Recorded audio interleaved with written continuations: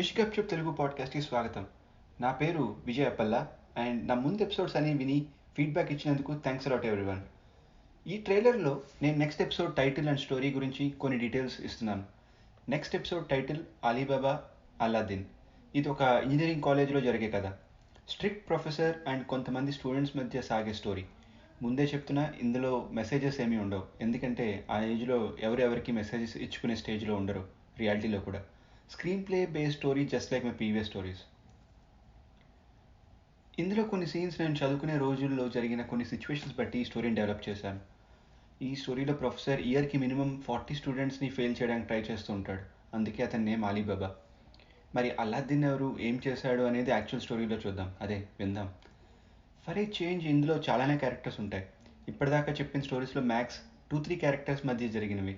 ఇందులో 6-7 క్యారెక్టర్స్ దాకా ఉంటాయి. నేను యూజువల్గా స్టోరీస్లో కామెడీ కోసం ట్రై చేయను.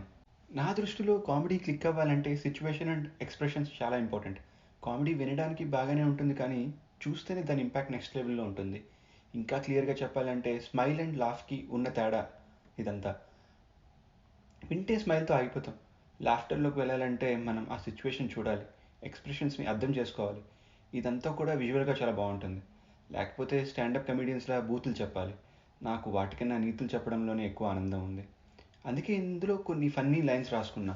అంటే ఇంజనీరింగ్ స్టూడెంట్స్ ఎలా ఉంటారో, ఎలా మాట్లాడుకుంటారో వాళ్ళ మధ్య, ఆ సిచ్యువేషన్స్కి ఏ సిచ్యువేషన్కి ఎలా రియాక్ట్ అవుతారో అలాంటివన్నీ ఈ స్టోరీలో కవర్ చేశాను.